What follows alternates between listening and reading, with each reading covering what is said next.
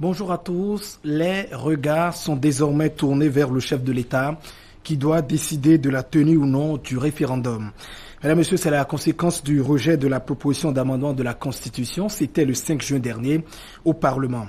En attendant de voir Patrice Talon se prononcer sur le sujet, opposition et puis mouvance présidentielle affûtent leurs âmes. La guerre du oui ou du non a déjà démarré dans les chapelles politiques et dans certains médias. Mesdames et messieurs, ce dimanche, c'est la position d'un membre du gouvernement que Zone Franche vous propose. Modeste Kérékou est notre invité. Bonjour, monsieur le ministre. Bonjour. Merci d'accepter notre invitation. Vous êtes le ministre des petites et moyennes entreprises et de la promotion de l'emploi. Avec vous, nous ferons donc le tour d'horizon de l'actualité nationale. Elle est évidemment dominée par l'actualité politique. Et puis, on dira aussi un mot sur votre ministère, en l'occurrence la question du chômage, de l'emploi également, de l'entrepreneuriat des jeunes. Vous suivent les téléspectateurs de Canal 3 Bénin et puis les auditeurs des radios partenaires de cette chaîne à l'intérieur du pays.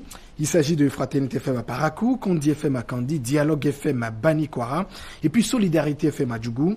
Et pour vous entretenir, monsieur le ministre, je suis avec Christian Dalédian. Christian, bonjour. André Salanon, bonjour. Modeste Timothée Kérékou, bonjour. Bonjour, monsieur Adiano. Voilà, bienvenue sur Zone Franche. Nous allons, ensemble avec vous, analyser un peu l'actualité nationale.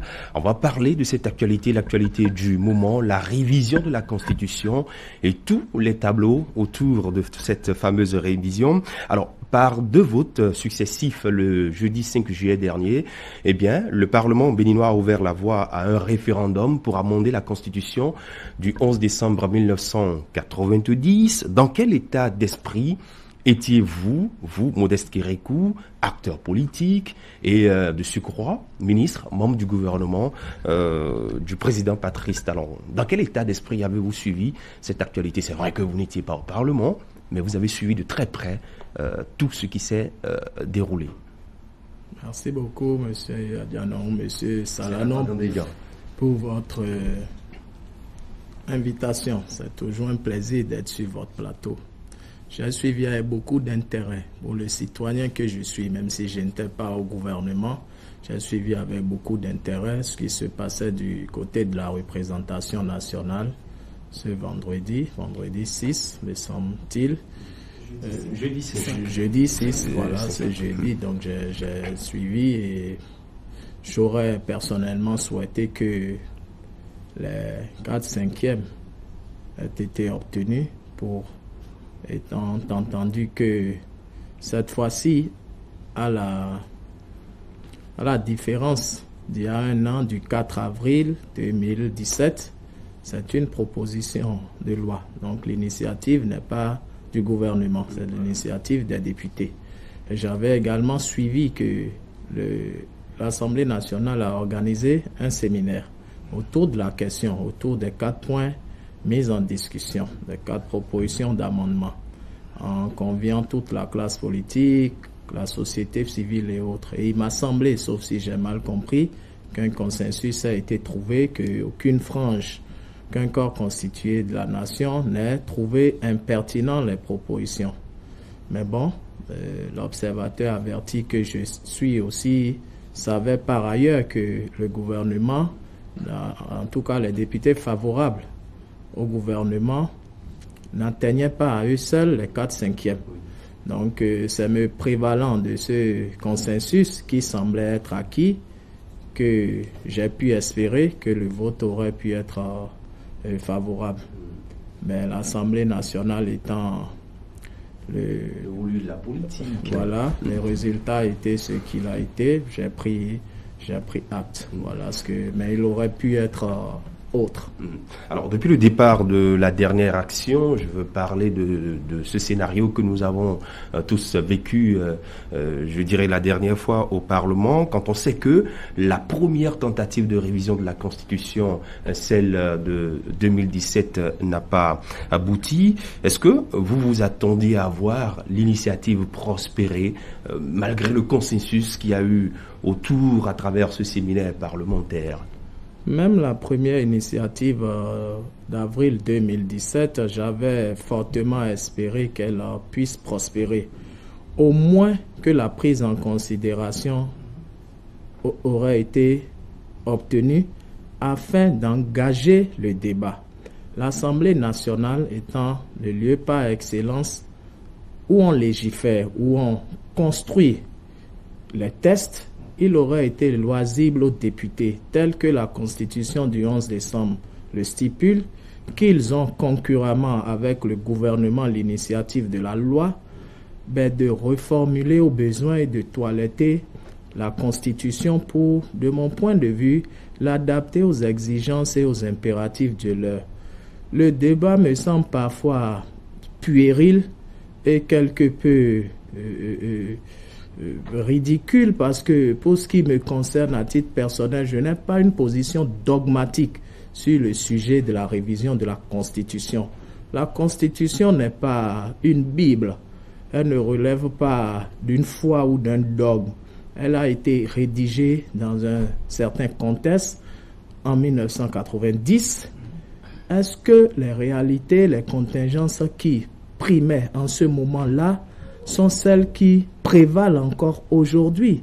Je pense que on peut faire taire toutes formes d'instinct grégaire, ramener la balle à terre, regarder les choses de manière dépassionnée pour dire voilà notre pays, plus d'une vingtaine d'années à peu près, voilà où nous en sommes.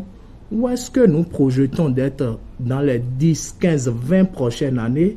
Avec quels citoyens? Avec quelles institutions? Avec quels mécanismes? Est-ce que le modèle organisationnel qui est en place là nous permet d'aller? Ne pas faire ça, il me semble que cela revient à manquer de prospective.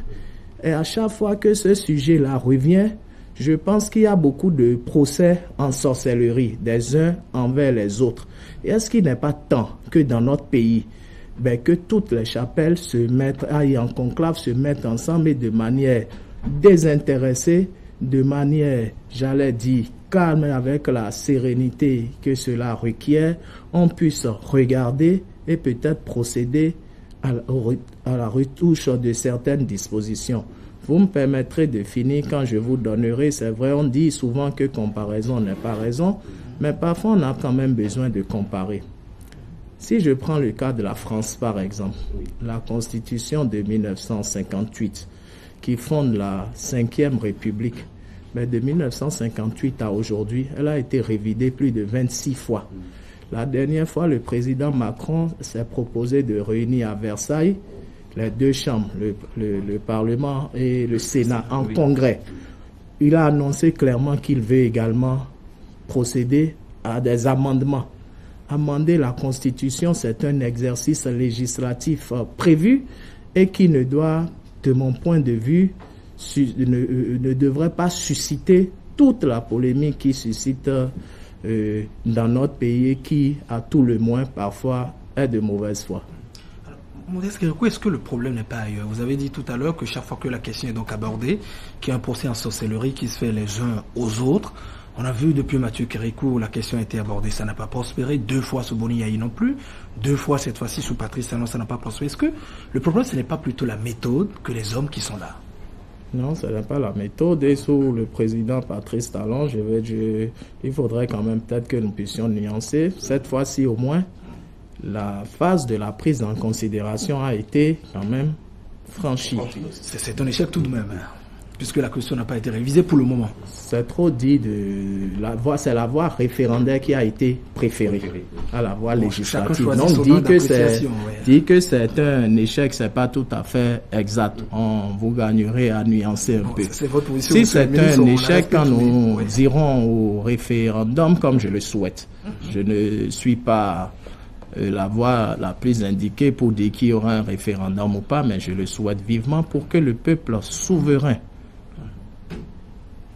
exprime sa volonté, parce qu'il a dit que notre Constitution postule que la souveraineté appartient au peuple et que le peuple exerce sa souveraineté soit par ses représentants élus, soit par voie référendaire. Si nous en arrivons au référendum et que de manière dépassionnée, nous arrivions à expliquer les enjeux à nos concitoyens, nous verrons bien le résultat des urnes. Si vous dites que le problème serait ailleurs, visiblement, et c'est ce qui est fort regrettable et pénible pour notre pays et qui renvoie à une certaine idée de béninoiserie dont on nous a toujours taxé à tort ou à raison, parce que on laisse le sujet en débat et on s'attaque à d'autres considérations qui n'ont rien à voir avec l'objet qui est en discussion. Je parlais de la méthode précisément, parce que je disais, quand je dis ailleurs, vous parlez de béninoiserie, moi je parlais de la question de la méthode,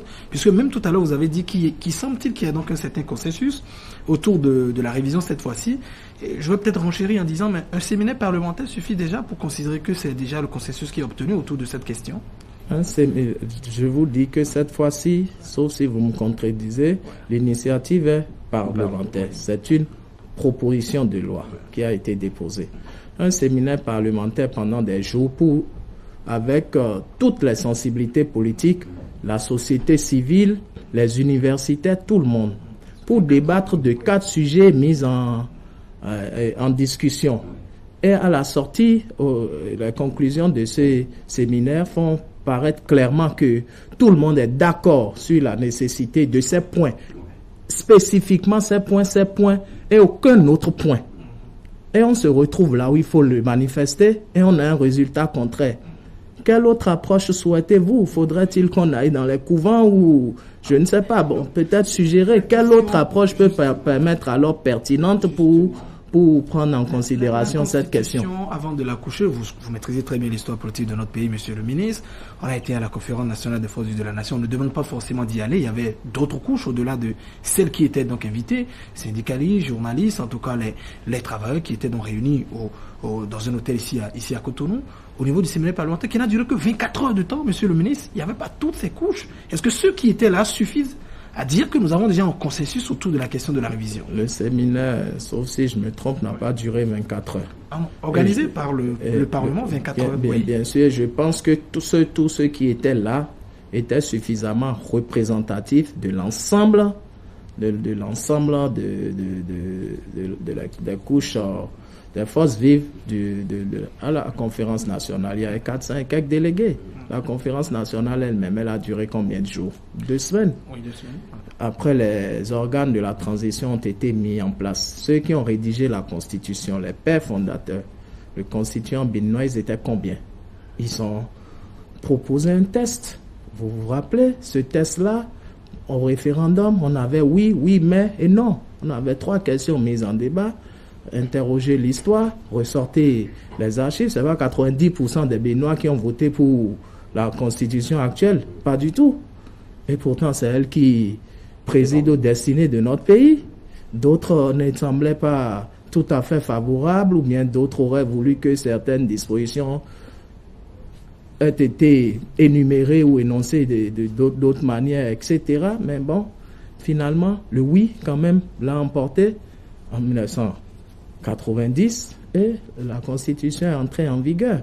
Ça dit que pour la réviser, peut-être qu'il faut encore passer par une conférence nationale. C'est le contexte d'alors qui a commandé et le génie du président Mathieu Kékou, paix à son âme, rendons à César ce qui est à César par ailleurs, qui a pris sur lui l'initiative de convoquer la conférence nationale. La conférence nationale n'est pas la panacée.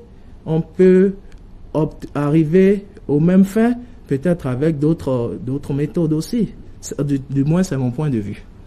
Alors, nous sommes en 2017, après 2018, ça fait quand même 2 actions qui sont émises, mais finalement, le résultat attendu n'était pas ce qu'on avait projeté.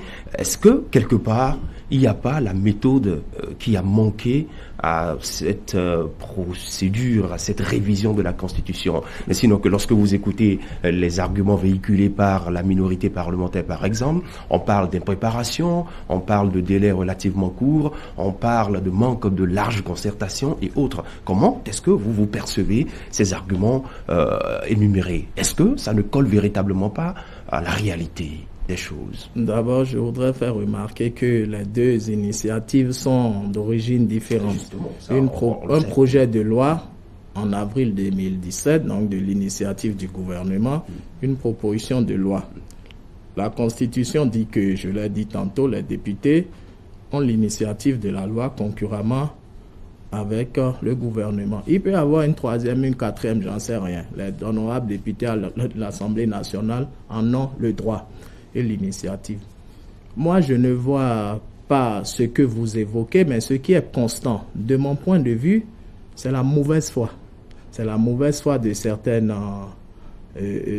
personnes. Je n'ai pas la langue de bois, je dis ce que je pense, qui est resté constant. Elle refuse d'aller au débat, c'est ça? C'est la mauvaise foi de certaines personnes qui est restée constant et peut-être qu'à un moment donné, ont donné l'impression de comprendre l'enjeu, de participer à la discussion, mais en sachant pertinemment que peut-être qu'elle referait le même coup, ben, tant mieux qu'à cela ne tienne, j'en prends acte, mais c'est simplement regrettable et dommage parce que je me dis, quand on agit ainsi, qu'est-ce qu'on projette pour le pays dans les années à venir? Quelle image on veut donner? Quel Bénin on veut construire? D'accord. Quand vous parlez de certaines personnes, vous voulez parler de qui précisément? Les députés qui ont voté contre, je n'aurais pas de les citer. Oui, les 19 députés qui ont voté contre. Oui. Ce que vous appelez minorité parlementaire, je pense que c'est de la mauvaise foi. Ailleurs, voilà comment le jeu politique se passe. On affirme ses positions, on dit, ils étaient là au séminaire parlementaire, ou bien n'ont-ils pas participé? Quand je vous dis qu'au séminaire parlementaire, avec les universitaires, la presse, la société civile, il a semblé qu'un consensus s'est dégagé. Ce que moi j'appelle ici la mauvaise foi, c'est que je me dis si la formulation ou l'énoncé de certaines dispositions dérange, mais pourquoi on ne propose pas autre chose qui permet de lever toute ambiguïté une fois pour de bon? Parce qu'ils tendent, et avec eux, leurs supplétifs, les préposés à l'intoxication, près des intentions. Mais nous comprenons tous français. Nous formulons les choses d'une certaine manière. Vous dites que peut-être à bon droit, ça peut prêter à confusion. Mais proposer une reformulation qui lève tout doute et toute ambiguïté. C'est ça, être de bonne foi. Procéder autrement, pour moi, ça relève de la sorcellerie. Vous avez été député à l'Assemblée nationale. Il y a eu des propositions que vous avez combattues. Est-ce qu'on pouvait dire en son temps que vous étiez de mauvaise foi aussi, quand il y avait des propositions que vous rejetiez? Non, il ne faut pas faire des amalgames, monsieur Salanon. Ce sont des députés aussi. Je ne voudrais pas que vous puissiez vous mettre dans le registre de ceux que j'appelle les supplétifs de l'intoxication. Vous savez, vous avez un rôle aussi de pédagogie. Et vous êtes d'éminents journalistes. J'ai presque envie de dire que vous êtes d'éminents éducateurs. Posez les problèmes tels qu'ils se posent et laissez chaque citoyen béninois se faire sa propre religion. Ce que j'ai dit, c'est très clair. J'ai été, et vous le rappelez, je le confirme, j'ai eu l'honneur d'avoir participé à la 4e législature. Quand nous étions contre quelque chose, nous l'énoncions de manière claire et nette. Moi, j'ai voté pour le couplage des élections, par exemple, lors de la 4e législature. Parce que depuis lors, déjà, il y a combien d'années maintenant? Plus de 16 ans, si je ne me trompe. J'avais déjà voté pour ça. On avait amendé une loi, un code électoral pour dire qu'il faut ramener le mandat des députés à 5 ans. La Cour constitutionnelle a cassé pour dire que les députés en exercice ne peuvent pas amender la loi à leur profit. Nous avons compris, peut-être en ce moment, c'était une méconnaissance de notre part. La décision de la Cour constitutionnelle étant sans recours par ailleurs, nous avons pris acte. Mais ce qui est fait en ce moment, peut-être pour parler des 4 propositions d'amendement en question, il y a peut-être une proposition qui parle de couplage ou bien d'élections groupées. On dit qu'il y aura élection en 2019. On dit qu'il y aura élection présidentielle en 2021. Mais de permettre aux députés élus en 2019, donc l'an prochain, ce n'est pas la 7e législature qui est en train de finir, d'avoir peut-être de manière exceptionnelle à faire 7 ans.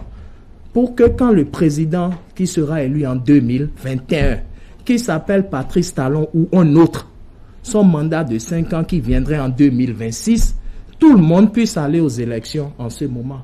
Mais on dit non, que cette proposition, cet amendement vise à ne pas aller aux élections en 2021 pour que le chef de l'État, le président Patrice Talon, continue de 2016 où il a été élu à 2026 quand même. c'est quand même trop gros et cousu de fil blanc. Mais on arrive des personnalités, des députés, ou bien des gens qu'on appelle comme tels, arrivent à soutenir ça et à distiller ça dans l'opinion. Et vous voulez qu'on dise que ceux-là sont de bonne foi? Moi, je ne suis pas en mesure de le dire. Non, on respecte votre position, mais ils sont pas là aussi pour se défendre. Donc, on a aussi l'obligation d'apporter certaines questions en même temps pour assurer une certaine contradiction, monsieur le ministre. Oui, Christian. Oui, justement, vous l'avez toujours martelé depuis le début de cette émission que c'est la mauvaise foi qui est en train de prendre le pas sur la raison. Quand on écoute un peu les arguments développés par les députés de la minorité parlementaire ou ceux-là qui ne partagent pas la gouvernance actuelle, alors quand ils avancent des arguments, quelque part, ils disent que c'est une manière pour eux de préserver les acquis démocratiques. N'est-ce pas une manière pour eux de montrer un peu à une partie de la population leur patriotisme? Non, je vais vous dire la vérité. Peut-être que parfois on a un peu l'habitude de tourner autour du pot. Vous permettrez que je lève un point de voile sur certaines choses que peut-être beaucoup de gens ignorent. Je pense que certains députés sont à la solde, j'ai presque envie de dire, de force du mal, ou bien digèrent mal leur défaite électorale en 2016, et qui sont à la solde de personnalités politiques qui ne supportent pas de ne plus être aux affaires, alors que c'est le jeu normal de la démocratie, l'alternance.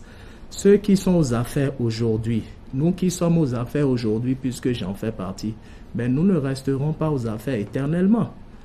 Aux prochaines élections, nous pouvons gagner, nous pouvons perdre, nous partirons, d'autres viendront, nous pourrions revenir à une autre fois. C'est ça le jeu démocratique.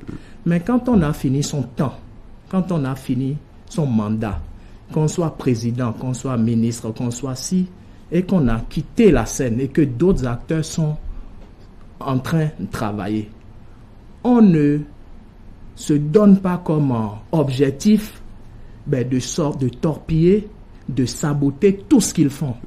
Il me semble que c'est ce que une certaine classe politique, avec son soi-disant leader, fait. Ce n'est pas ici au Bénin seulement qu'un président fait 5 ans ou 10 ans et quitte le pouvoir. Il me semble, et si je vais interroger encore l'histoire récente de notre pays, si je vous prends l'exemple du général Mathieu Kékou, par exemple, pas parce qu'il est mon feu père, père à son âme à nouveau, en 1991, quand il a quitté le pouvoir, il ne s'est pas investi à perturber la gouvernance du président Soglo. Je ne pense pas. Il est parti.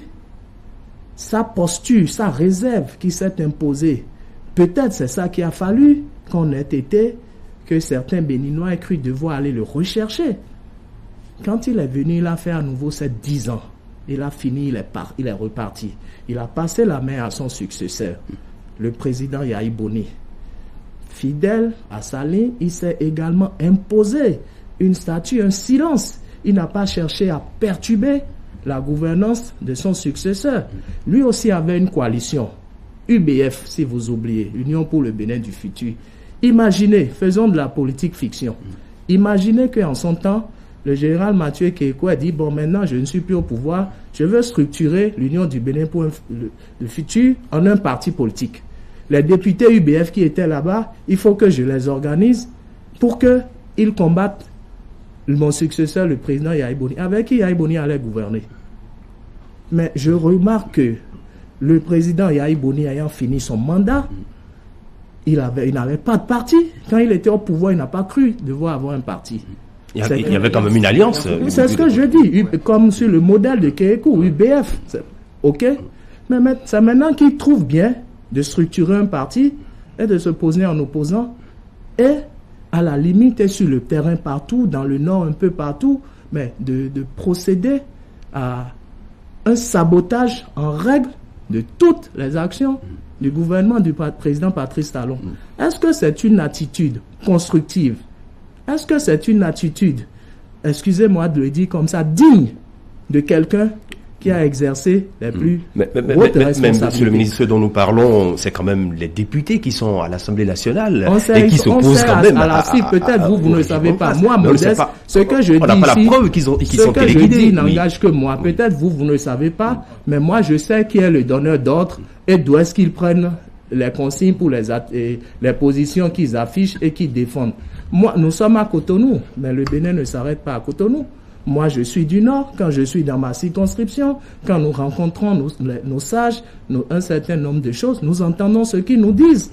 Que le président, l'ancien président et ses supplétifs disent sur le terrain, qui sont des propos que je n'ose même pas relayer ici, parce que c'est des propos attentatoires à la concorde nationale. Je trouve que c'est pas sain. Quand on a fini... Oui. Et le Bénin n'a pas inventé la démocratie. Je vous ai cité l'exemple du Bénin, d'un autre ancien président, d'autres anciens présidents. On peut aller dans d'autres pays en Afrique, en Europe, en France, aux États-Unis. Il me semble que quand les gens finissent leur gouvernance, même quand ils sont de partis politiques, on a vu l'alternance entre Sarkozy et Chirac, entre Sarkozy et Hollande, et maintenant entre Hollande et Macron. On a vu Bush et Obama, maintenant on voit Obama et Trump. Je n'ai pas le sentiment que ceux qui viennent après, ils s'imposent pour devoir de pourrir la gouvernance de leurs successeurs. Dénonçons ce qui n'est pas bon et disons à ceux qui sont dans ce jeu pas bien, que ça ne se fait pas. D'accord. Vous avez rappelé une certaine ligne, une certaine pratique que l'on observe, disons, dans d'autres pays, même au Bénin également, vous l'avez rappelé. Boni Yaya, comme citoyen, rien ne lui interdit de faire la politique. Si la morale interdit de faire tel que c'est fait. Si vous dites que rien... Non, je parle de la politique. Quand nous ne sommes pas des animaux, quand on vit dans la société, à part les lois, à part la constitution, à part les tests législatifs, réglementaires, il y a la morale. Et il y a la bienséance. Oui. Vous permettez de terminer ma question, monsieur le ministre. Je dis, rien ne lui interdit de faire de la politique. Si peut-être il y a une certaine pratique qui a été toujours observée, il est libre de briser cette pratique ou pas. Je ne sais pas si est-ce que vous lui reprochez de pouvoir créer un parti politique à la fin en tant que citoyen. Je ne sais pas si c'est ce que vous êtes en train de dire, monsieur le ministre. Je ne reproche rien du tout. Je déplore. Vous déplorez qu'il... Je déplore un certain comportement, une certaine attitude qui, de mon point de vue, à la lumière de ma petite expérience, n'est pas de nature constructive. Quand on a eu la chance, l'honneur de diriger et d'accéder aux plus hauts charges, je pense que quand on a fini son tour, on se pose plutôt là pour se rendre peut-être disponible au conseil, à la consultation, mais quand il vous plaît encore en ce moment de jouer un rôle partisan, de jouer un rôle, il y a quelques années encore, vous voyez comment une certaine classe politique, y compris le président lui-même, se référait au général Mathieu Kékou. A-t-on besoin d'être député, président, avant d'avoir un rôle à jouer dans la société? Mais quand vous êtes partisan, finalement, quel rôle vous allez jouer? Moi, j'aurais voulu bien que certains adoptent une certaine posture. Cette posture-là, in fine, leur aurait octroyé un autre rôle quand même, d'une manière ou d'une autre à jouer. Et non, celui-là qui ne me semble pas tout à fait élégant. Je dis encore une fois, si vous le permettez, c'est ma vision. Elle est peut-être discutable, mais c'est ma vision. Alors justement, on va revenir en tout cas pour aborder plus en profondeur la question politique et bien d'autres. C'est vrai que il y a eu Conseil des ministres le mercredi dernier, disons pratiquement une semaine après le vote à l'Assemblée nationale. Vous étiez en Conseil des ministres, dites-nous, est-ce que vous avez abordé la question? Est-ce que ça faisait partie de l'ordre du jour ou c'était une question, disons, subsidiaire avec le chef de l'État, Patrice Talon? La délibération du Conseil des ministres relève par rapport au sacré qui les caractérise, relève d'une discrétion. Contentez-vous et référez-vous au relevé des décisions administratives qui sont publiées par monsieur le secrétaire général du gouvernement. Je ne suis pas secrétaire général du gouvernement, pas plus que je ne suis pas ministre porte-parole. Donc il n'est pas de mon devoir de vous parler des coulisses du Conseil des ministres. Et dans les couloirs de la présidence de la République, entre collègues, est-ce que vous avez évoqué c'est pas mon la rôle. question? Je suis ministre en charge des petites et moyennes entreprises et de la promotion de l'emploi. D'accord. On va toujours parler du référendum. Désormais, tout le monde sait que c'est la voie référendaire qui s'offre désormais au gouvernement, le chef de l'État. Patrice Talon va-t-il prendre sur lui la décision d'aller au bout du processus, convoquer le peuple? Il serait prétentieux de ma part de parler, même si je suis membre du gouvernement, de parler au nom du chef de l'État. La Constitution a prévu que pour aller à un référendum, c'est le chef du gouvernement, le chef de l'État qui convoque le corps électoral, qui prend un décret pour convoquer le corps électoral. Peut-être que vous feriez bien de solliciter une interview du président de la République et il vous en réservera la première. Quand j'ai dit cela, je vous dirai par ailleurs que c'est mon souhait. Là maintenant, je parle en termes de souhait. Je le souhaite vivement, pour qu'enfin, en dépit de tout le travail d'intoxication savamment orchestré par ce que vous appelez minorité parlementaire, ce qu'on appelle nous puissions enfin avoir l'opportunité de nous croiser sur le terrain, d'expliquer.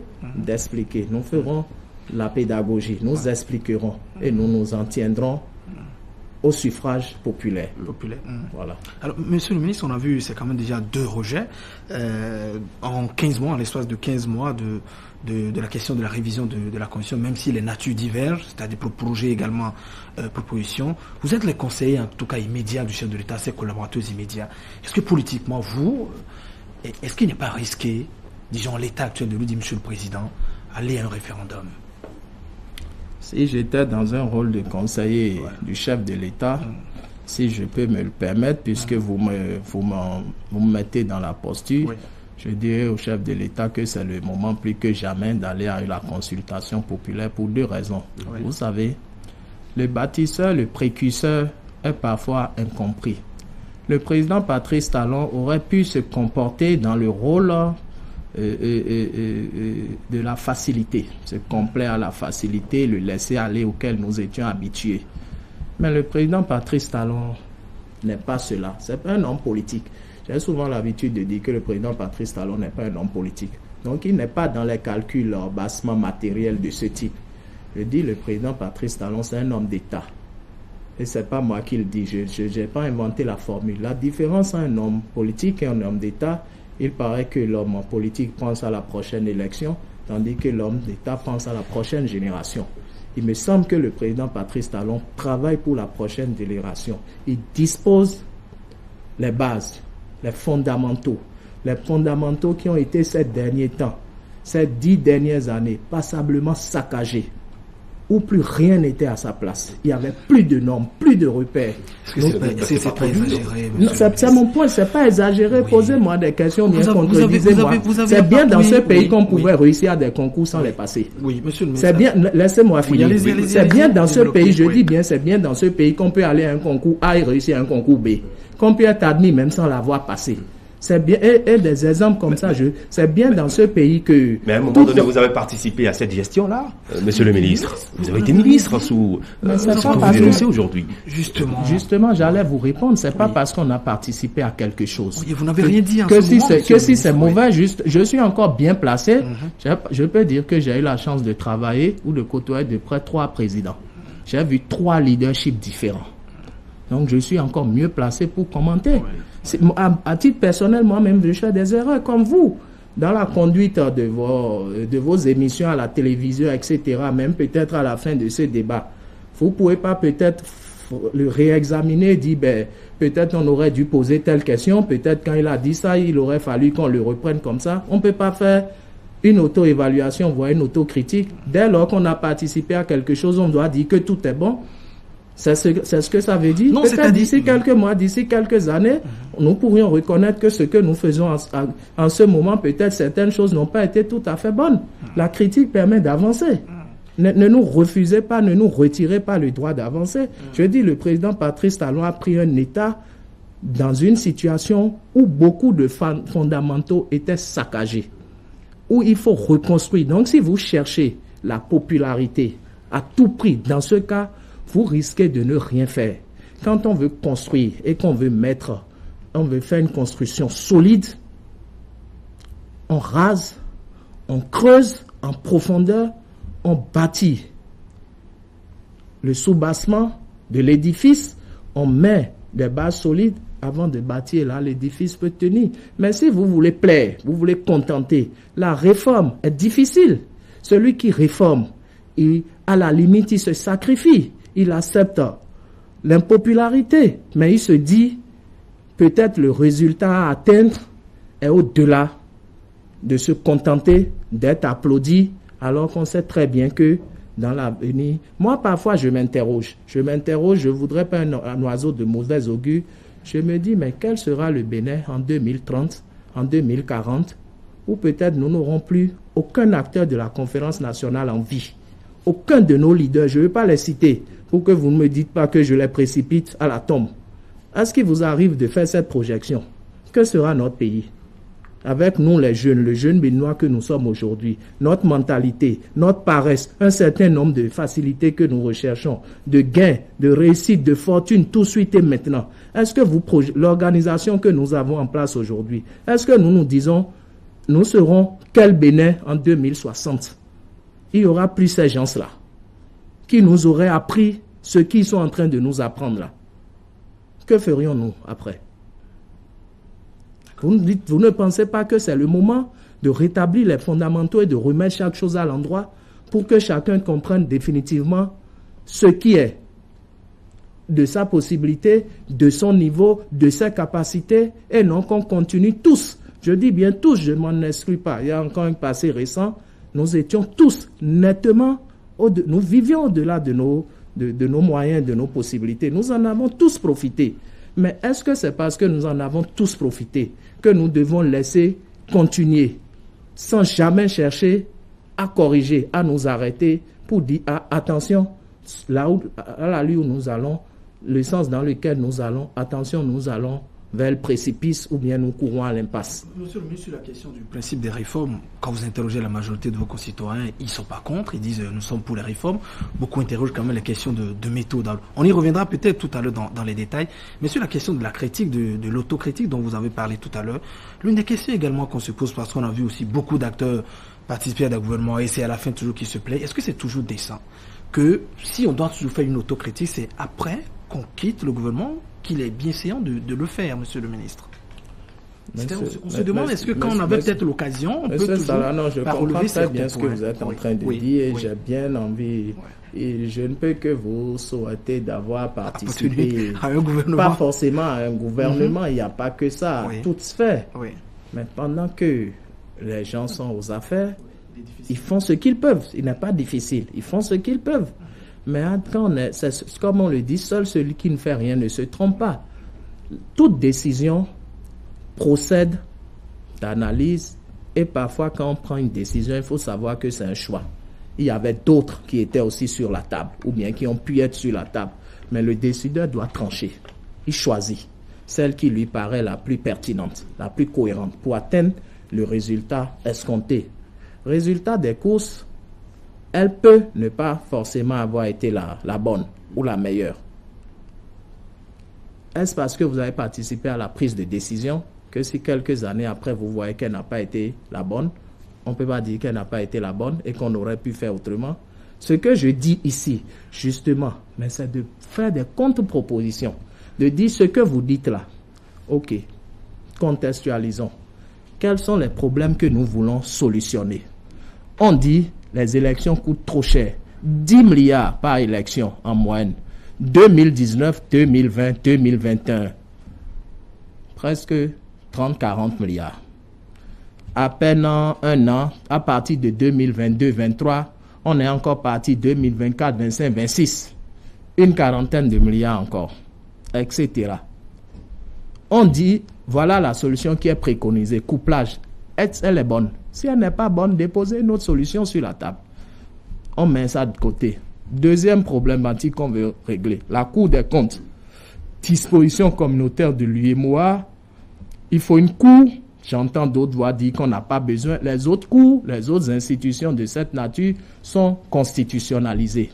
Je ne suis pas un spécialiste du droit. S'il n'est pas pertinent de contextualiser, quelle est l'autre manière de faire? On dépose sur la table. Si c'est l'objectif, ça, voilà une contre-proposition. Meilleure représentation des femmes. OK? Vous, les députés qui êtes à l'origine de ce test, c'est ça votre objectif? OK, actons le résultat. Si c'est ça le résultat, la démarche que vous préconisez n'est pas la meilleure. Nous vous proposons ceci. Enfin, dernier point, la peine de mort. Il faut, même si au Bénin, on ne passe plus les gens par le peloton d'exécution pour les fusiller, OK, on veut abolir formellement la peine de mort. Que les sachants disent ce que vous dites là, le chemin que vous préconisez là, il n'est pas le seul. Mieux, il n'est pas le plus pertinent. Voilà. Peut-être que la proposition d'amendement serait revenue même à 2 ou à 1, ou peut-être on aurait même ajouté d'autres. On serait passé de 4 à 6. Mais on ne vient pas pour inventer, pour faire un procès en sorcellerie, au moment où on ne propose rien du tout.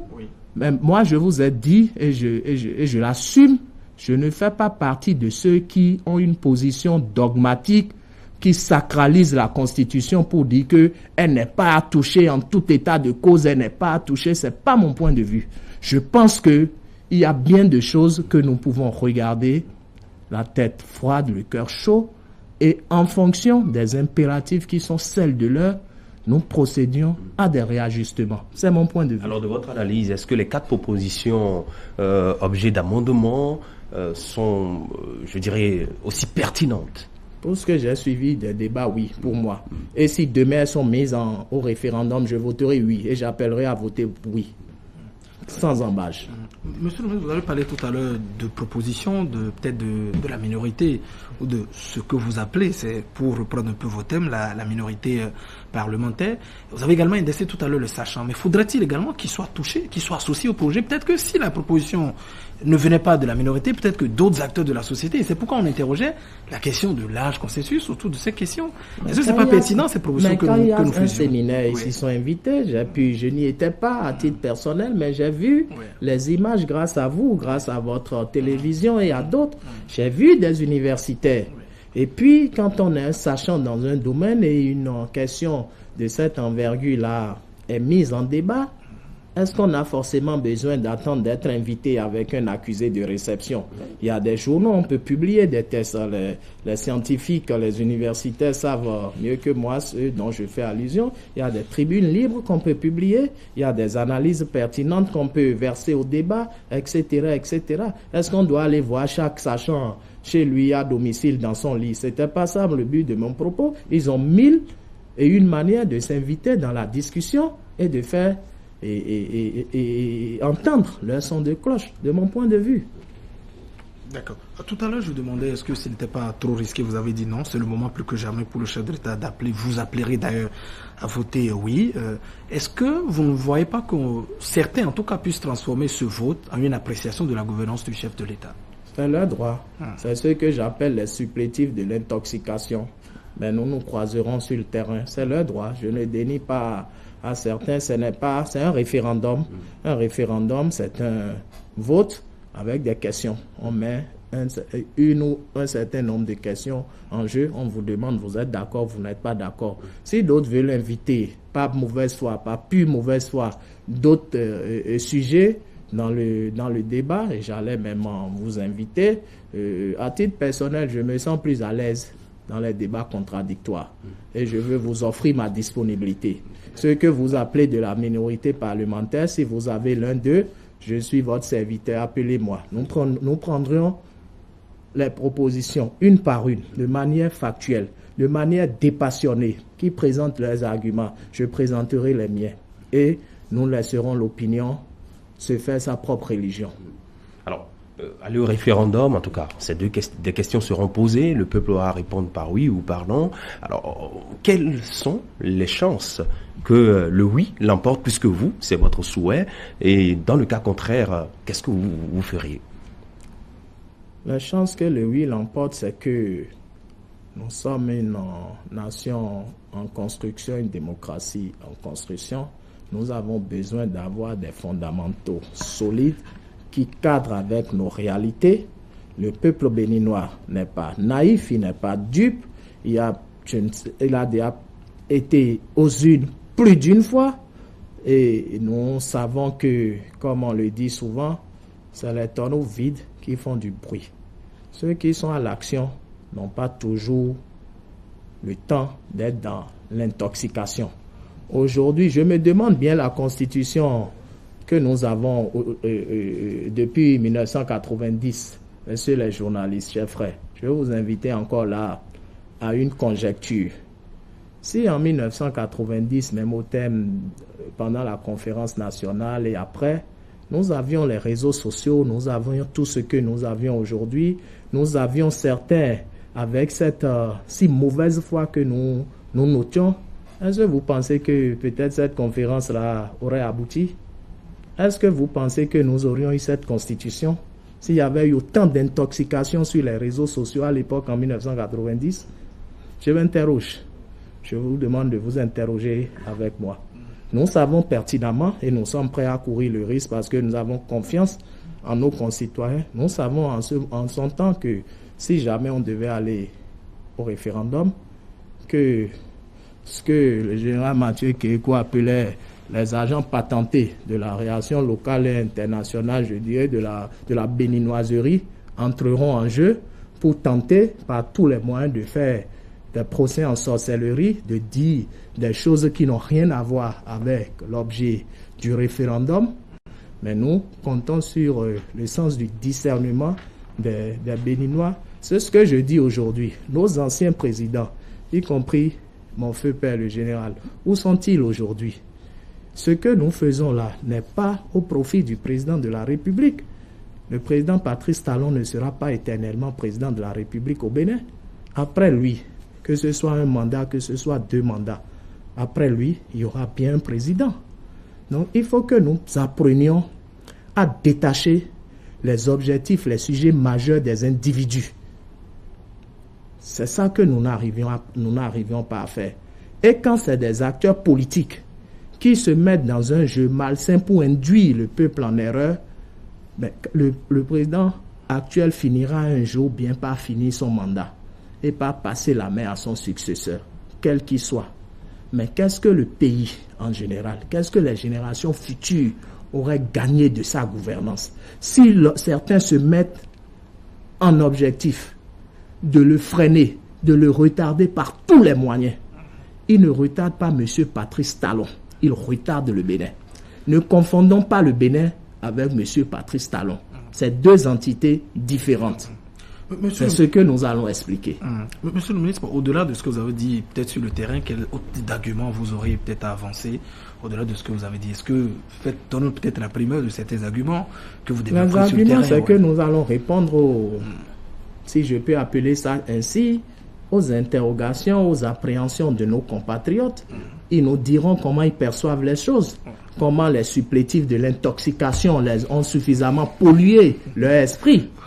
Eh bien, nous allons procéder de manière homéopathique à la désintoxication, avec des arguments simples, banals, pour dire voilà ce qu'il faut comprendre.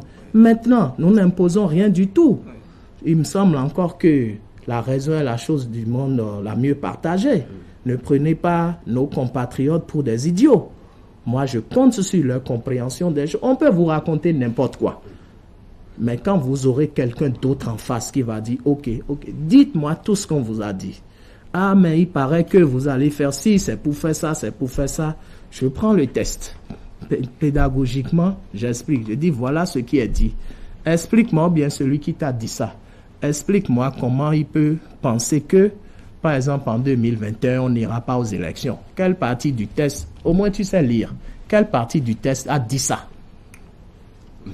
Ça va être factuel. Sur la parole pour convaincre les potentiels électeurs qui seront appelés au référendum, ou vous avez d'autres moyens que vous pensez aussi exploiter? Non, c'est la force des arguments. Notre programme d'action, notre vision, là où nous voulons conduire le pays d'ici quelques années, quitte à ce que ceux qui viennent après nous viennent poursuivre le chemin. C'est les moyens que nous allons mettre en jeu pour contrecarrer ceux qui n'ont que des procès d'intention et des procès en sorcellerie à faire. D'accord. Monsieur le ministre, je soulignais tout à l'heure parce que tout au long de Rien de Boni-Yaï, quand les ministres, on les voyait sortis, on intoxique beaucoup. Et également sur Patrice Talon, nous voyons également les mêmes propos qui sortent. On se demande quand est-ce qu'on en finira un jour. Alors, monsieur le ministre, est-ce que vous sentez aujourd'hui une certaine avancée, disons, de la classe politique, je ne sais pas si je parle de la minorité ou bien de l'opposition, sur la majorité? Une avancée dans quel sens? Je parlais en matière sur les questions. Je parle par exemple de la question du référendum, par exemple. Oui. Est-ce que vous savez qu'il y a une certaine avancée qui n'arrange pas forcément la position de la majorité ou bien de la mouvance présidentielle? Oh non, moi je reste serein. Je ne confonds pas quelques individus aux intérêts sordides au peuple. Là encore, c'est deux entités différentes. La majorité silencieuse, et quand nous parlons ici de la majorité, je ne parle pas de la classe béninoise. Je ne parle pas des 83 députés actuels. C'est des élus, c'est des représentants du peuple. Mais le peuple, il est là. Et en termes de référendum, les honorables députés au Parlement ont fini de jouer leur rôle. Maintenant, c'est le peuple souverain qui pourrait entrer en scène si le président appelait le corps électoral. En ce moment, moi, je ne peux pas rester ici et dire, voilà, c'est telle tendance qui a l'avance sur telle autre. Je ne crois pas. On verra bien. Vous savez, je suis d'autant plus à l'aise de le dire parce que, si vous permettez que je vous ramène il y a 2 ans, quand nous rentrions en campagne, aux côtés du candidat Patrice Talon, mais qu'est-ce qu'on ne nous a pas dit sur vos plateaux, dans les rues, dans le sud, le centre, le nord du pays, quand nous disions que nous appelions à voter pour Patrice Talon, les gens nous prenaient pour des fous. Pour dire, voilà, là, une coalition à tel ou tel endroit, les réseaux sociaux, on comptait les députés, les maires, les ministres, les ceci, on comptait. Résultat des courses. Donc parfois, il ne faut pas se laisser mystifier, intimider par des chimères. Oui, les contextes sont-ils les mêmes de 2016 à aujourd'hui? Est-ce que les contextes sont-ils les mêmes? Puisque vous restez dans la même posture en matière d'analyse. Quand j'allais dire, je fais un peu le contour de votre optimisme, monsieur le ministre. Vous savez, je n'ai jamais eu peur d'aller dans le zig quand tout le monde va dans le zag. Quand j'ai une conviction, je fonce. Il me semble, je peux me tromper, mais il me semble que si nous allons au référendum, que pour ces amendements-là et pour la vision actuelle qui est portée, que nous gagnerons. Je ne suis pas un devin. Nous pouvons perdre. Mais je dis aujourd'hui, mon état d'esprit, ma croyance, je suis convaincu. Je suis plus que convaincu que le peuple, la majorité du peuple, je n'ai pas dit que nous aurons 100%, mais je dis la majorité plus une voix sera de notre côté. Voilà, oui, Tennessee. Alors, on va parler toujours politique nationale avec l'opposition, son combat et les prochaines élections législatives. Ça fait un peu plus de 2 ans que l'équipe gouvernementale est en place. En tout cas, l'équipe conduite par le président Patrice Talon est arrivée avec beaucoup de réformes, notamment des réformes sur le plan politique. On parle de plus en plus de la réforme du système partisan. On va vers de grands regroupements politiques. Selon vous, est-ce que la chose dans le contexte politique béninois est réalisable? Elle est réalisable. On a d'abord des difficultés à aller au référendum. Vous pensez que mettre de grands partis et qui ont une hégémonie sur un certain nombre de zones au référendum, est-ce que ça ne sera pas compliqué? Les Béninois sont des gens talentueux, brillants. Les Béninois sont des gens capables de faire beaucoup de choses. Les Béninois sont des gens capables à des moments donnés de se surpasser, de se dépasser. Et vous le savez, les exemples, nous pouvons les donner. Nous venions de la conférence nationale, nous avons commencé notre cheminement démocratique avec le multipartisme intégral. C'est ce qui est dit dans notre constitution.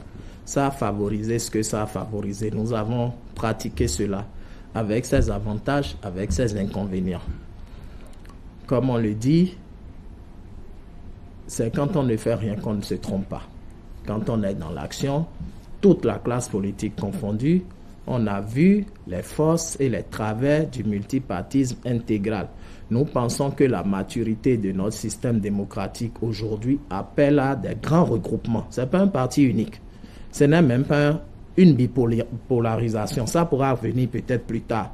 Mais même à l'échelle du pays, si nous avons 4, 5, 6 grands groupes politiques forts qui arrivent un temps soit peu à couvrir le sud, le centre, le nord du pays, ça peut être aussi une nouvelle expérience que nous pouvions tenter sûrement avec beaucoup plus de succès que ce que nous avons pratiqué là où nous sommes à plus de 200 partis. Si mon collègue le ministre de l'Intérieur est à son office ministériel aujourd'hui, je suis sûr qu'il a encore signé un acte qui donne naissance à un parti. Encore aujourd'hui, nous en créons à la petite semaine.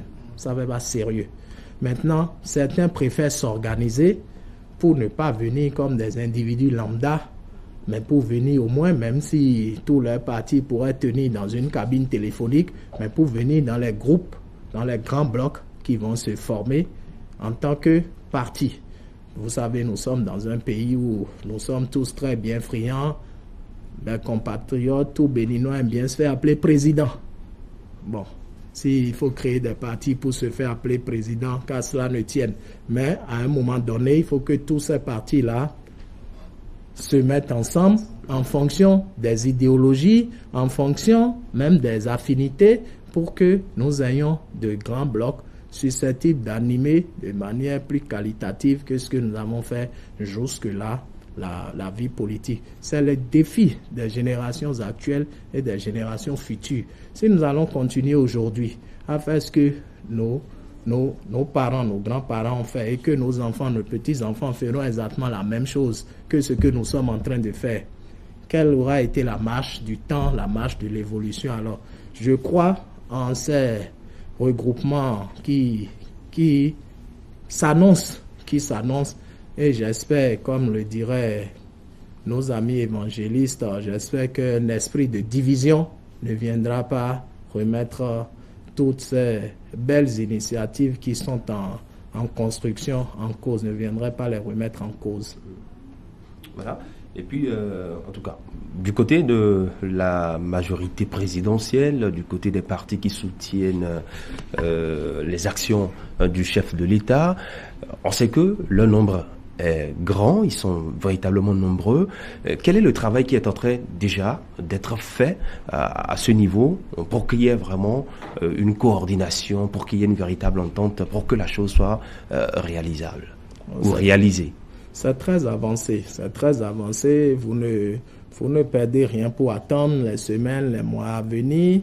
Moi-même, je suis membre du regroupement qui vous a été présenté la dernière fois à l'hôtel Azalaï, que pour le moment, nous appelons la dynamique unitaire, où il y a beaucoup de partis du sud, du nord, du centre du pays qui estiment pouvoir se mettre ensemble. Est-ce qu'il y a des critères de choix? Comment cela a été possible? Est-ce qu'il y a un critère bien élaboré, puisqu'on apprend que c'est plusieurs grands blocs, environ 3, qui seront mis en place? Est-ce que déjà, c'est des critères qui sont élaborés, en tout cas la démarche que vous avez suivie? Il n'y a pas de critères particuliers à élaborer. La nécessité de se mettre ensemble, de faire des regroupements, ne peut plus aujourd'hui souffrir de contestation. Quand vous avez été seul, avec des succès, avec des échecs pendant un certain temps, et que finalement vous prenez conscience que c'est ensemble qu'on est plus fort, ceux qui estiment qu'ils peuvent se mettre ensemble sont en train de le faire. Au niveau de la dynamique unitaire, par exemple, nous sommes très avancés. Des groupes thématiques travaillent sur la rédaction d'un certain nombre d'avant-projets, la définition de la vision, de l'idéologie. C'est quand on aura tout ça que ceux qui pensent qu'ils peuvent partager ces mêmes valeurs. Peut-être que des tests sortiront, et moi qui vous parle, je peux dire, ou comme d'autres, que si c'est ça la vision, ça ne m'intéresse plus. Vous comprenez? Donc, en ce moment, laissez que même quand les gens viennent à dire aujourd'hui, à tel ou tel endroit, nous avons créé un parti, c'est des semaines, c'est des jours, c'est des mois de travaux préliminaires chez eux, à domicile, dans leur bureau, pour s'entendre sur un minimum. Et un jour, on vient devant la place publique, on se présente, on présente le nom du parti, les membres fondateurs, etc. Même chose. Donc, bientôt, les groupes dont vous parlez, 3, 2, 4, que sais-je, ça dépend selon les affinités, ceux qui jugeront pertinent de se mettre ensemble. Mais je suis convaincu que, en tout cas au niveau de la dynamique unitaire, le processus a été engagé de manière, j'ai presque envie de dire, irréversible. Parce que nous sommes tous conscients que c'est ensemble que nous serons plus forts et non dans nos petits partis d'antan. Ils ont fait leur temps. Ils ont apporté ce qu'ils ont pu apporter. Nous pensons que pour la suite de notre marche, peut-être qu'il faut que nous puissions nous mettre ensemble. Modeste Kérékou, au niveau de la dynamique unité, en tout cas, si le nom était retenu à la fin, comment gérez-vous les questions de leadership? Parce qu'on apprend pour le moment Barthélémy Kassaye figure, Abdoulaye Biotchane figure. On apprend également qu'il y a le ministre de l'Intérieur, Saka Lafi également, qui ferait partie de la dynamique unité. Comment on va gérer les questions de leadership à ce niveau? Nous n'avons aucune question de leadership à gérer. Nous n'en sommes même pas là. Nous sommes ensemble, nous serons ensemble. Et puis voilà pourquoi ces gens-là dont vous venez de citer les noms, ces personnalités, vous pensez qu'elles ne sont pas capables de se mettre ensemble? Qui serait le patron qui va présider ou bien diriger la dynamique unité, par exemple, selon vous? Mais qui est plus habilité à pouvoir le faire? Peut-être Landry Salanon. Non, je suis si vous adhérez à la dynamique. Non, je suis pas membre de votre parti, je suis pas un acteur politique. Je ne serai pas membre de la dynamique unitaire, je vous pose la question. Pourquoi cela vous préoccupe? Est-ce que l'un de ces gens-là vous a dit qu'il est intéressé à diriger quoi que ce soit? Non, je le dis parce qu'il y a un précédent quand même. On se souvient de cet atelier qu'avait organisé le FA Alafia, je crois, en début du mandat, où le président ABT avait refusé d'y participer. L'un des arguments qui avait été avancé, c'était de dire qu'il venait en tête aux élections dans la circonscription de Parakou, je veux parler de la 8e circonscription notamment, et qu'en matière de convocation de cette réunion, il ne devrait donc pas rester en retrait, c'est-à-dire il devait donc être première loge. Voilà l'un des arguments qui avait été en tout cas avancé. C'est pourquoi je vous demande déjà, est-ce qu'on va aplanir toutes ces divergences? Vous êtes un éminent journaliste, j'avoue que vous avez des éléments d'appréciation que je n'ai pas. Le fait que vous évoquez, je n'ai pas connaissance de ce fait. Je sais qu'il y a une dynamique qui est en construction, je ne voudrais pas conjecturer. En son temps, les membres trouveront la personnalité la plus... C'est un président ou bien je sais pas, plusieurs la personnalité la plus indiquée pour présider. Ça pourrait être l'une d'elles, comme ça peut être une autre en dehors. En tout cas, c'est pas des personnalités de qualité, aussi brillantes les unes que les autres, aussi brillantes que celles dont vous venez de citer, qui manquent à la dynamique unitaire. Donc, je pense que en ce moment, nous ne sommes pas encore à ces débats où la réflexion, elle est intense, elle est d'un niveau supérieur. Après, nous reviendrons sur ces détails un peu plus subjectifs. D'accord. Il me semble aussi, parmi les trois regroupements, on parle de l'Union fait la Nation, le PRD, la dynamique unitaire.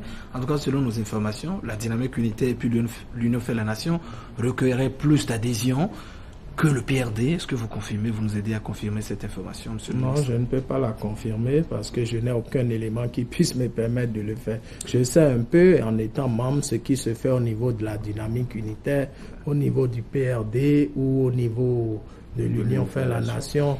Je voudrais reconnaître, avouer mon ignorance, je ne sais rien du tout. Donc, je ne peux pas opiner dessus. Voilà. Est-ce que vous avez également des informations de l'autre côté de l'opposition? Est-ce qu'ils sont dans la même dynamique? Est-ce qu'ils travaillent à se regrouper? Je pense qu'ils travaillent plus à l'intoxication pour le moment. Peut-être quand ils en prendront conscience, peut-être qu'ils se regrouperont. J'en sais rien. Ce qu'ils font à la limite ne m'intéresse pas. Mais est-ce qu'ils partagent la réforme? Est-ce que vous les sentez quand même accepter la chose? Je viens de dire que ce qu'ils font ou pourraient faire ne m'intéresse pas. Monsieur le maire, vous êtes un acteur politique. Vous voulez aller sur le terrain, gagner des élections. Vous êtes nombreux à vouloir partager, à vouloir discuter les sièges au niveau de la circonscription. Vous nous dites que ce que fait l'opposition ne vous intéresse pas. Est-ce que c'est sincère? On peut vous croire? Je dis que pour le moment, ce qui me préoccupe, c'est ce que nous construisons avec les amis, avec les camarades. Ce que les supplétifs de l'intoxication font ne m'intéresse pas. D'accord. Pour le moment. Oui, alors, est-ce que c'est de la pédagogie? Je ne sais pas si c'est votre manière de... votre forme de communication, monsieur le ministre. Est-ce que ce n'est pas un raccourci tout le temps de dire voilà, ils sont toxiques, la manière de banaliser, je veux bien croire si c'est ça. C'est mon point de vue, vous non, pouvez ne pas le partager. Totalement, je dis, vous m'avez invité sur votre plateau, je partage mes points de vue, mes avis avec vous. Vous me dites, je sais pas, quand on va dans une compétition, je vous donne le domaine du football par exemple, des trucs comme ça. Quand nous sommes dans un camp, peut-être que c'est le rôle d'autres de regarder ce qu'ils font ou bien ce qu'ils ne font pas. Je dis, dans ma position, dans mon rôle actuel, c'est pas mon rôle, ça m'intéresse pas ce qu'ils font. C'est ce que nous faisons, c'est ce que nous construisons qui m'intéresse. Je ne suis pas le seul membre de mon camp ou de ma famille politique. Regardez ici, par exemple, je suis sur le plateau avec vous. Le réalisateur, il est ailleurs, il n'est pas sur le plateau. À chacun son rôle. Je ne ferai pas le rôle qui n'est pas le mien. Mais lorsque vous dites qu'ils intoxiquent, qu'est-ce qu'ils disent autant et qui vous dérange? Vous le savez, c'est pas, je vais pas, non. Vous voudrez quand même pas que je sois un relais. On n'est pas au même niveau d'information. Ils intoxiquent par quoi? Vous ne voulez pas que je sois un relais de ce que je dénonce? Donc, permettez que je ne relaie pas ce qu'ils disent et ce qu'ils font.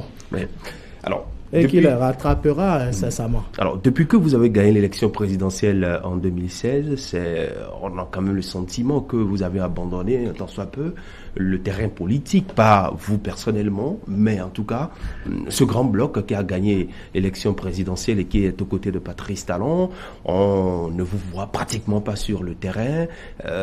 Qu'est-ce qui se passe? À qui la faute? C'est peut-être un ressenti, je ne le partage pas. Un ressenti, je dis un ressenti à votre niveau et je dis je ne le partage pas. C'est vrai, dans votre position, certain, vous avez été habitué il y a quelque temps à ce que la politique se fasse de manière tapageuse et ostentatoire. Manifestement, ça a changé. Aujourd'hui, les acteurs politiques, même les députés, les gens, quand ils sont sur le terrain, dans leur circonscription, même les ministres, ils ne vont plus avec caméra et ceci. Donc, tout n'est plus relayé.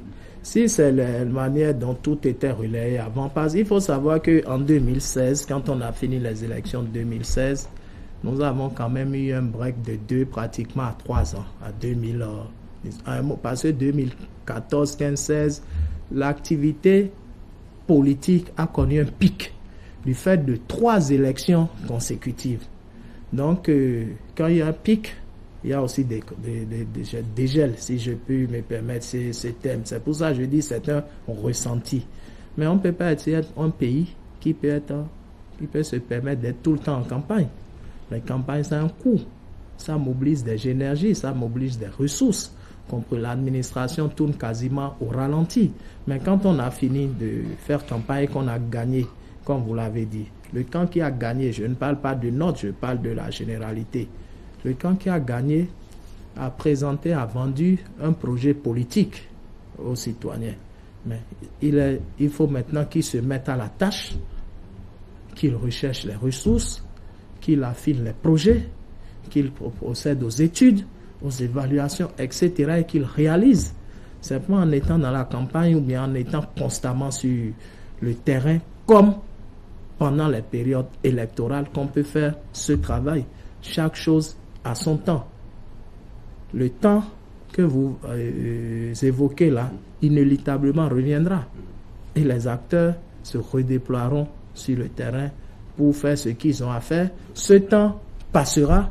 Le temps de se concentrer dans les bureaux, sur les dossiers, sur les projets, également reviendra. Et ce temps-là, Et c'est un cycle. Vous avez dit tout à l'heure que ce que fait l'opposition ne vous intéresse pas. Moi? Oui, vous personnellement, Oui. Ce ne vous intéresse pas. Vous préférez vous contenter ou bien savoir ce qui se passe au niveau de la dynamique unitaire. Vous avez quand même des amis dans le rang, non? Je demande. Oui. Beaucoup. Beaucoup d'amis, oui. Beaucoup. Et ça dit que vous ne vous appelez plus, vous ne vous téléphonez plus. On s'appelle, on se voit, mais je leur demande pas ce qu'ils font. Parfois, je les charrie, je dis, ils font de l'intoxication. La seule chose qu'ils font que je sais, c'est l'intoxication. Et je leur dis les yeux dans les yeux, comme je vous regarde là et que je vous le dis. Mais à part ça, ce qu'ils font, je les suis sur vos plateaux de télévision, dans le pays, ailleurs. Ils se plaisent à salir le pays, pensant que c'est la personne du ministre Kékou, du président Talon qui salit, c'est notre pays. Ils se plaisent à dire, ne confondez pas, il ne faut pas que je vous renvoie au dictionnaire, au Larousse ou au Robert. Non, allez-y. Ne confondez pas critiquer, oui, allez-y. Ne confondez pas critiquer et dénigrer. Non, pas du tout. C'est peut-être des verbes du premier groupe, mais ils n'ont pas le même sens. Ne confondez pas critiquer et dénigrer. Oui. Ce que certains compatriotes font relève du dénigrement, relève de l'avilissement de leur propre pays. J'ai presque envie de dire comme quelqu'un il n'y a pas longtemps que c'est des apatrides. La critique, c'est pas le Bénin qui a inventé la démocratie. Vous regardez la politique ailleurs, des députés, la mouvance, l'opposition, c'est des débats d'idées, c'est des débats proposition contre proposition, c'est pas des invectives stériles, c'est pas des insultes, c'est pas du dénigrement, c'est pas de la délation. Monsieur le ministre, vous avez gagné le pouvoir, bon, vous appartenez à une coalition qui les est depuis 2016. Vous savez que le rôle de l'opposition, c'est également de travailler pour conquérir le pouvoir. Vous savez qu'elle ne vous laissera pas tranquille. Vous avez également les canaux de communication. Mais pourquoi vous ne les exploitez pas? Et pratiquement, on a l'impression qu'on jette totalement le temps sur les autres, alors que vous avez également les mêmes moyens pour contrecarrer ce qui se passe et prendre de l'avance ou bien ramener la vérité, si je peux m'exprimer ainsi. Nous travaillons, nous sommes sur nos dossiers, nous n'avons pas le temps du dénigrement et de la délation. À chacun son rôle. Je vous dis, à chacun son rôle. Nous sommes à notre dossier. Oui, mais visiblement, le relâchement sur ce point vous est un peu nuisible, parce qu'il faut quand même travailler à corriger un peu cette image, quitte à ne pas pourrir, pour rester un peu dans votre dynamique, voilà, vos actions, les actions qui se font sur le terrain, oui. Nos actions parlent, notre méthode, notre rigueur, notre sérieux, nos actions, nos résultats parlent et parleront de nous. Comme on le dit, c'est pas celui qui fait le plus de bruit, c'est pas ceux qui crient, c'est pas les vuvuzela politiques, c'est pas ça qui peut impressionner les électeurs. Ils ont fait plus que ça.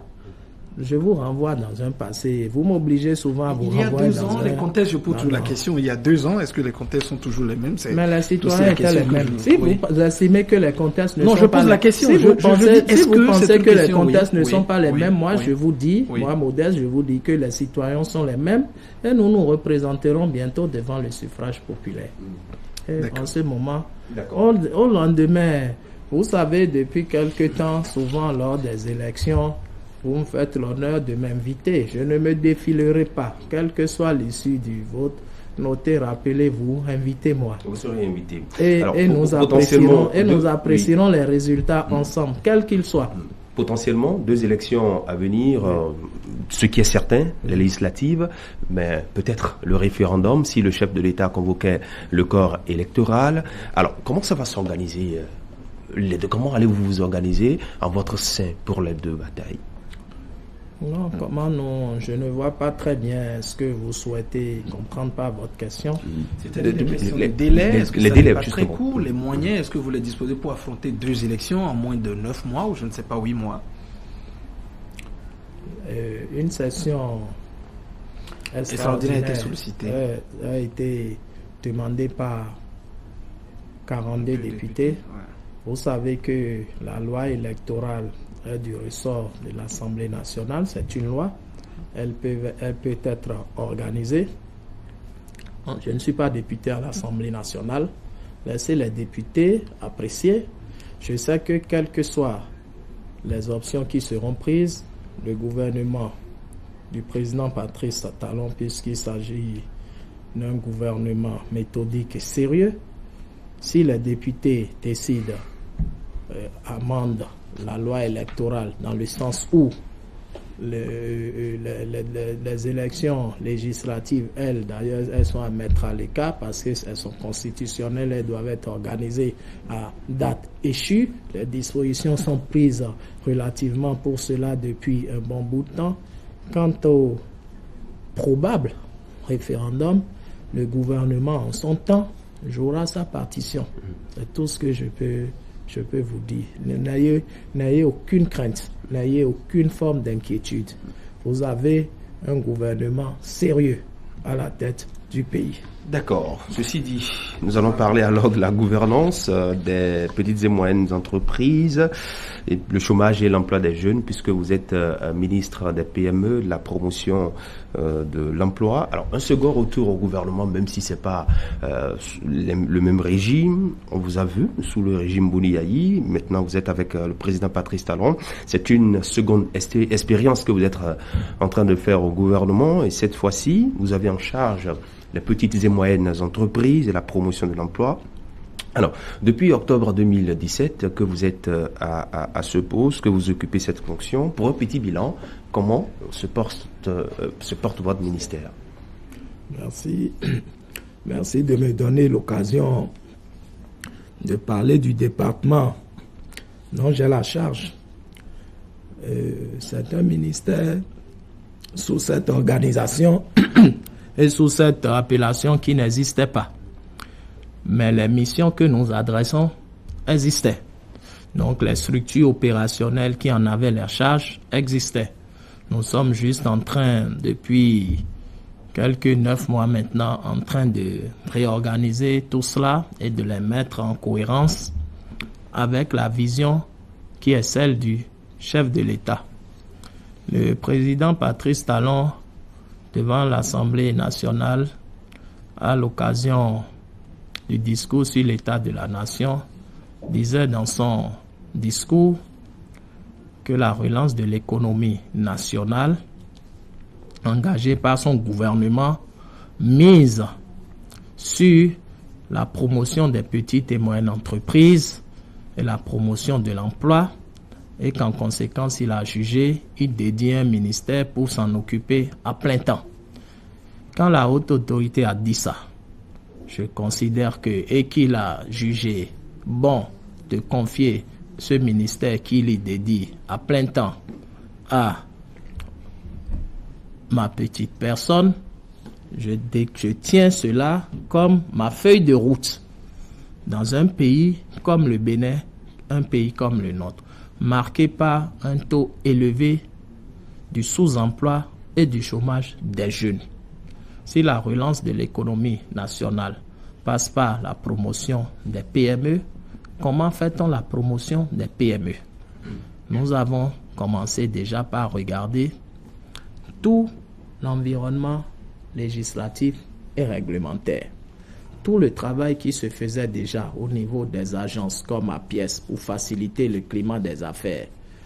Regarder la législation favorable aux petites et moyennes entreprises, à l'artisanat, etc. Afin, s'il y a lieu, de proposer de nouvelles mesures ou bien de demander que certaines mesures soient renforcées ou bien qu'elles soient assouplies pour favoriser la promotion de l'entreprise, puisque par ailleurs, c'est l'entreprise qui est la seule entité qui crée la richesse et qui crée des emplois. Regardez ici, vous êtes ici, c'est une entreprise. Ce n'est pas une structure de l'État. Regardez le nombre de personnes qui y travaillent. Il faut donc que nous puissions regarder tout ça, donner les accompagnements qu'il faut. Je donne des exemples basiques et le président de la République nous l'a dit, nous l'a instruit fortement. C'est sa pensée, c'est sa vision et nous la partageons avec lui. Le rôle de l'État est de conduire un certain nombre de réformes pertinentes qui, à la fin, vont concourir à la création, à l'épanouissement des entreprises pour pouvoir induire la création d'emplois. L'État va aussi créer de l'emploi dans ces secteurs régaliens et en en identifiant, en structurant un certain nombre de filières. Mais il n'est pas fondamentalement du rôle de l'État, en tout cas dans les sociétés modernes, de créer de l'emploi. Je le dis pourquoi. La dernière fois, il y a l'an dernier par exemple, pour un concours où seulement 311 places étaient mises en jeu dans la fonction publique au profit du ministère de l'économie et des finances, près de 78 000 candidatures de jeunes. Donc, ici au Bénin, c'était pour recruter des inspecteurs, des administrateurs du trésor, des impôts, etc. Ça veut dire que, peu ou prou, nous avons presque 78 000 jeunes qui ont ce profil. Mais il n'y avait que 311 places. Quand on a fini de recruter ces 311 jeunes, quid du reste? Il faut que nous puissions nous en préoccuper. Et c'est à cela que nous travaillons. J'ai commandité une étude où j'ai dit, parce que malheureusement nous sommes dans un système où beaucoup de jeunes se destinent à tort ou à raison à l'emploi salarié dans l'administration, dans la fonction publique. Nous connaissons un peu les diplômes, les curricula de formation. J'ai instruit mes services pour me ressortir les statistiques sur les 20 dernières années. Les concours qui ont été organisés pour recruter le personnel de l'État, les domaines, les filières. Et cela, je vais les présenter dans nos écoles d'enseignement supérieur, dans nos universités, pour dire aux jeunes, pour dire au rectorat, pour dire aux formateurs, si vous êtes à l'université, si vous êtes dans le centre de formation et que votre ambition est de travailler dans la fonction publique, voilà les 20 dernières années, les filières, les diplômes que la fonction publique a recrutés. Voilà ce qui peut se faire d'ici les 5 prochaines années. Parce que parfois, certains jeunes, c'est quand ils ont fini d'avoir leur diplôme que, hélas, ils constatent qu'il n'y a aucun débouché pour eux. Je pense qu'il est du rôle de l'État de présenter le marché de l'emploi tel qu'il est, de telle sorte que chacun puisse librement choisir la filière qui l'intéresse et non plus choisir pour d'autres considérations. Concomitamment à ça, il sera question de faire la promotion de l'auto-emploi, que nous le voulons ou non. Un des moyens, je ne dis pas que c'est le seul, mais un des moyens me semble-t-il le plus pertinent aujourd'hui de se soustraire du chômage et du sous-emploi pourrait être, de mon point de vue, l'entrepreneuriat. Et un troisième pilier sur lequel j'entends conduire mon action, c'est de revaloriser les métiers de l'artisanat. L'artisanat au Bénin, c'est 311 métiers. Même les métiers de la presse relèvent de l'artisanat. C'est 40 corps de métiers et c'est 8 branches, peu connues.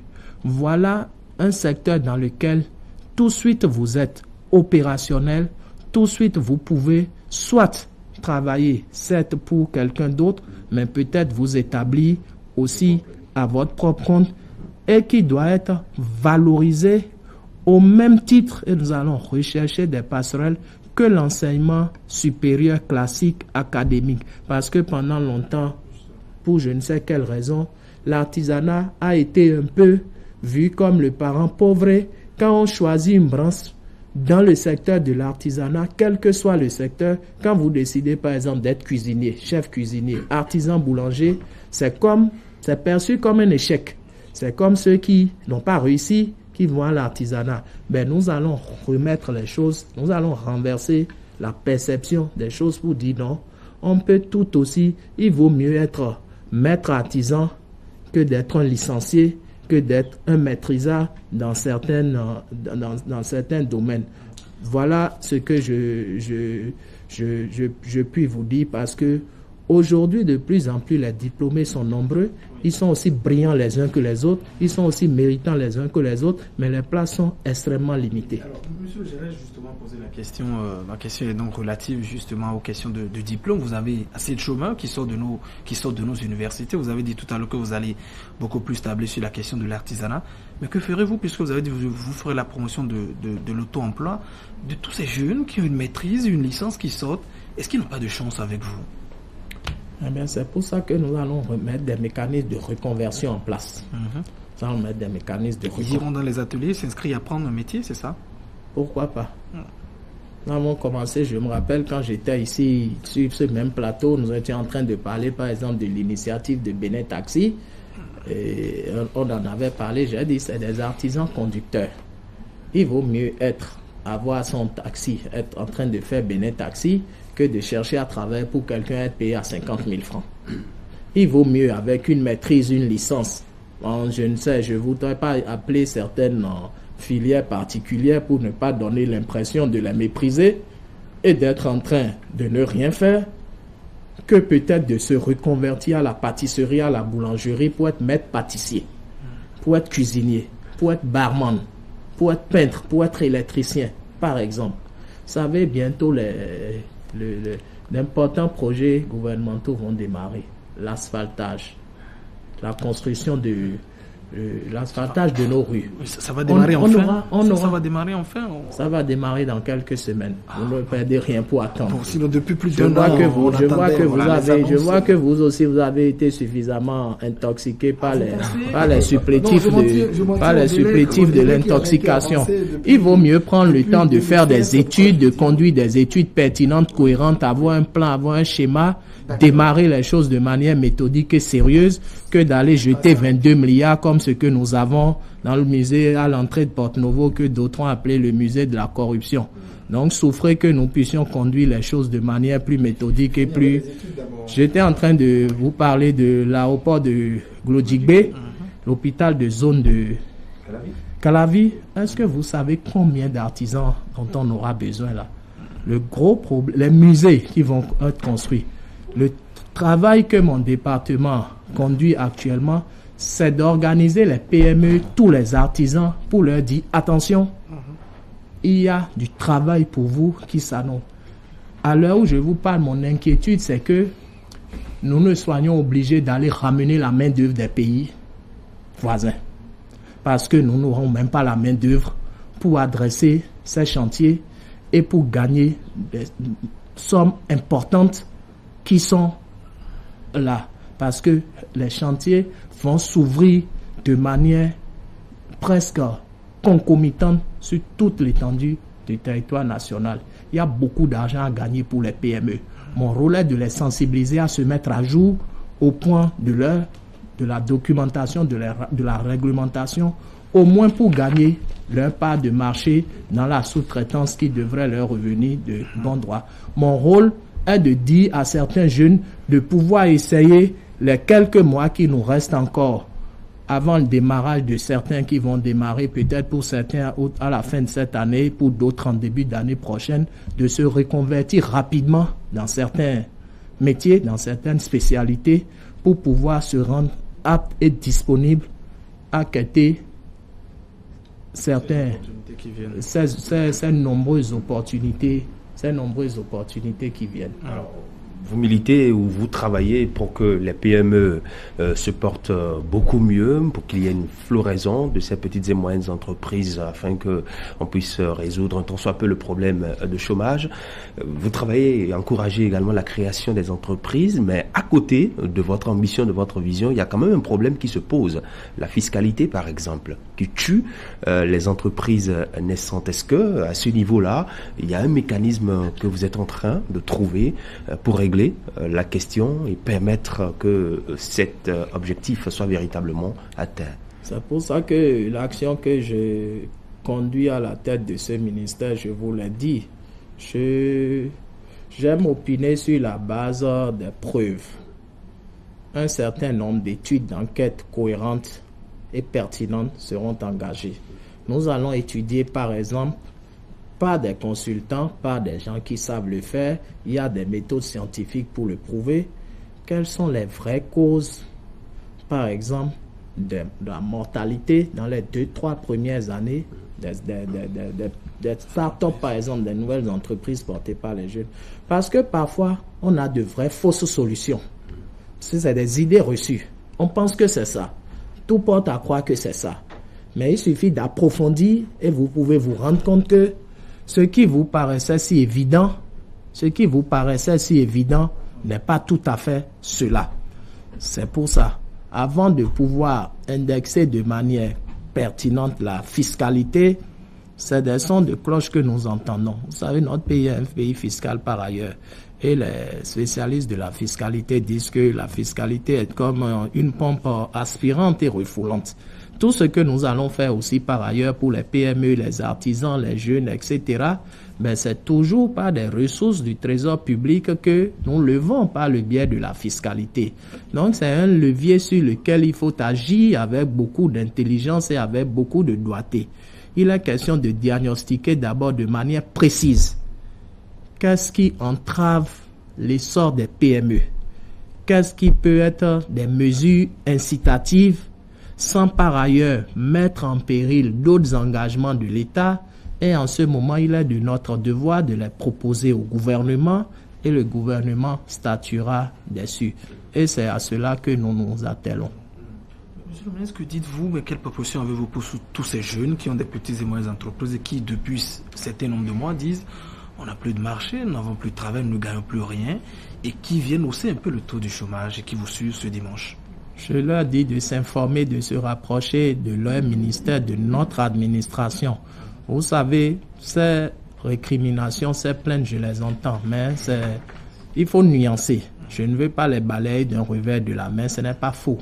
Mais beaucoup aussi n'est pas juste parce que par le passé, il faut reconnaître que certains même n'étaient pas des PME formellement enregistrés ou bien n'obtenaient pas des marchés selon les procédures et les règles de l'art. Quand on veut compétir dans un domaine, on s'organise, on se conforme aux règles. On n'essaye pas de resquiller. On faisait beaucoup de choses qui ne sont pas dans les normes. Maintenant que nous essayons de ramener les choses à l'endroit, je dis aux jeunes, les marchés publics n'ont pas disparu. Il y en a plus que par le passé. Dans les semaines à venir, il y en aura encore plus. Je les invite à seulement que peut-être la manière dont on les obtenait par le passé, excusez-moi de le dire comme ça, un peu par copinage et on pouvait être attributaire d'un marché et ne pas se faire payer, etc. Ma foi, j'ai presque envie de le dire, ça c'était avant. Ceux qui ont envie de travailler, ceux qui veulent travailler, il y a du travail pour eux et je les invite, je les exhorte à bien s'organiser, à se rapprocher des différentes administrations et à chercher à gagner tous les marchés qui sont disponibles, mais dans les règles de l'art. Merci beaucoup. Ils vous suivent, ils vous ont compris, monsieur le ministre Modeste Kérékou. C'est d'ailleurs là votre conclusion, puisque nous avons largement dépassé les 90 minutes, ce temps qui nous est imparti pour cette émission.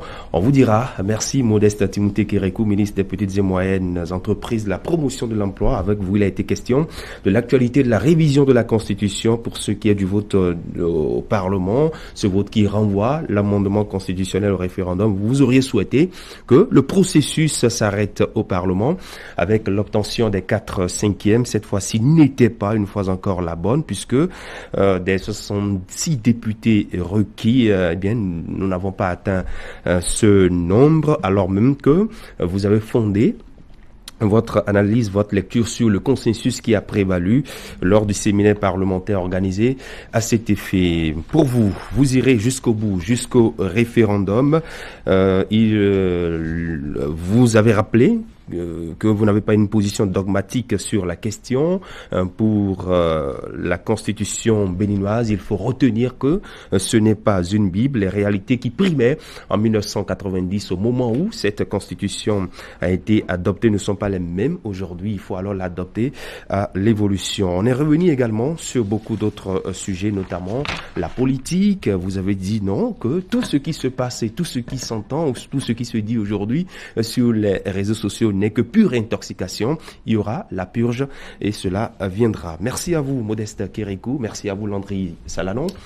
Chers téléspectateurs, merci beaucoup. On se retrouve dans une semaine, dimanche prochain. Au revoir.